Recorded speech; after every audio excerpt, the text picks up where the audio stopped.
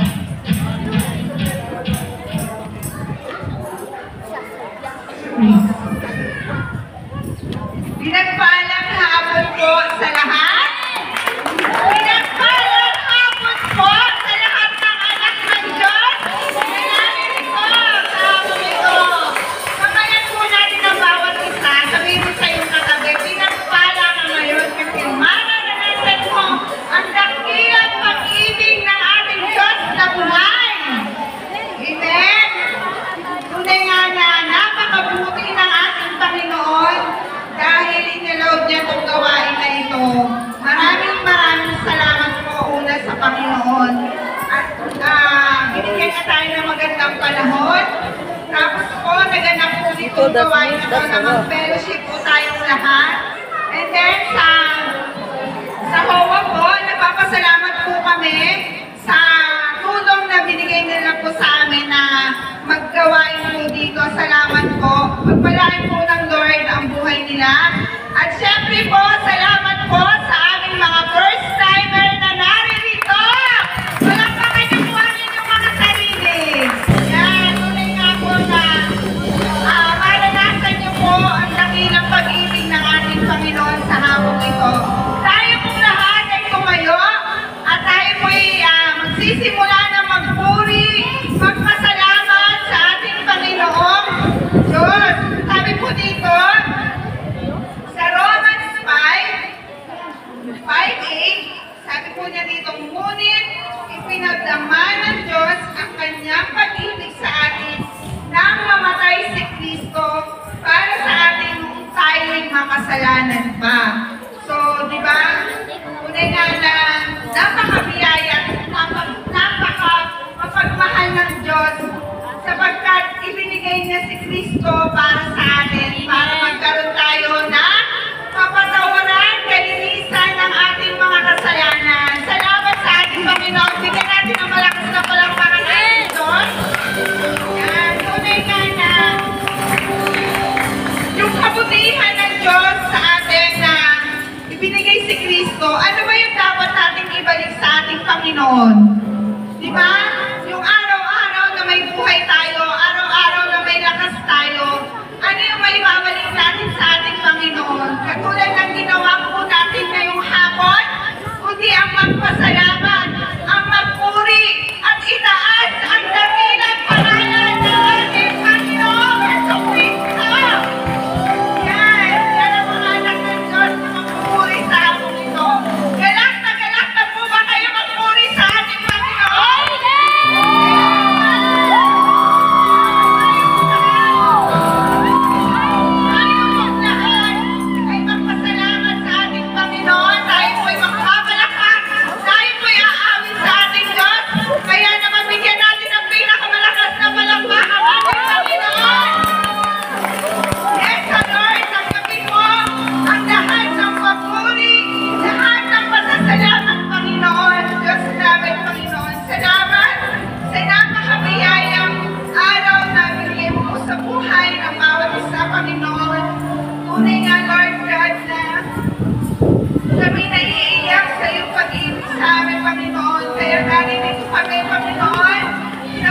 Salamat na magpupuri at isisigaw ang kadakilaan sa aming mga buhay, Panginoon, na Ikaw ang Diyos na buhay, Ikaw ang Diyos na tapat, Ikaw ang Diyos na gumagawa sa aming mga buhay, Panginoon.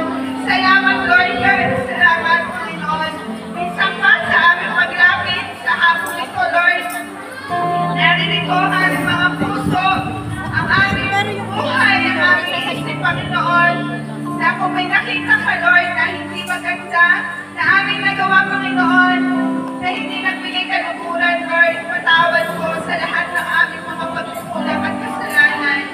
Tunay nga, Lord God, na Ikaw ang Diyos, na laging handang magpatawad, na laging handang maglinis sa aming mga kasalanan. Salamat, salamat, Panginoon Jesus, sa iyong buhay, sa iyong dugo, na ibinigay para sa amin. Salamat po. Tunay nga, Lord, na kami makapagpupuri sa araw na ito na may kagalakan, na may kasiyahan, Panginoon, na aawin, na magpupuri at isisigaw ang iyong dakilang pangalan lamang, Panginoon. Salamat, Lord. Ang aming dalangin, Lord, ang lugar na ito, Panginoon, ay basbasan mo, Panginoon, ng iyong banal na Espiritu, ng iyong banal na dugo, Lord God, na sa ganyan, Lord, na sa aming pag-awin, sa aming pagpupuri, Ikaw ang mabigyan namin ng pinakamagandang pagpupuri, Lord, sa hapon ito,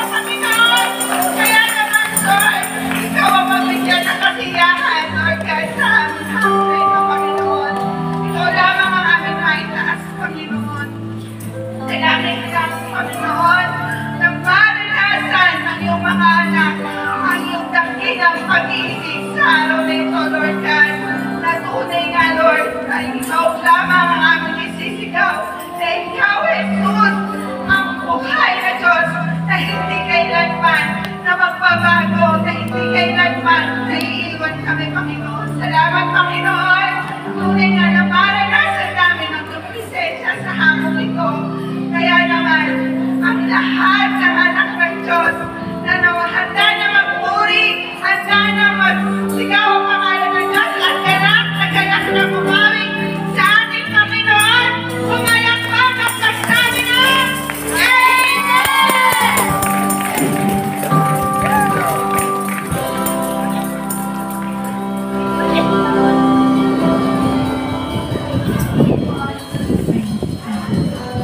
Amen. Tulad nga po ng ating nakalagay dito sa ating harapan, indescribable love. Ibig po sabihin, yung hindi maipaliwanag na pag-ibig ng Diyos. Kaya po tayo nandito sa hapon ito. Sa biyaya lamang ng ating Panginoon, kaya tayo may buhay, may lakas, at malaya tayo ng puri sa ating Panginoon Diyos. Amen. Amen.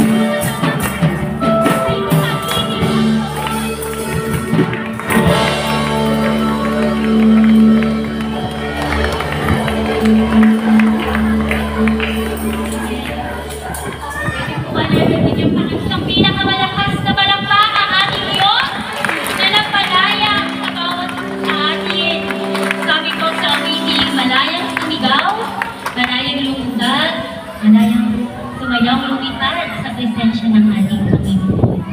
Hallelujah. Pwede po ba natin sabihin, mahal ako ng Diyos? Nakasan po natin, di ba pag may nagmamahal sa atin, gusto natin isigaw, mahal ako ng Diyos.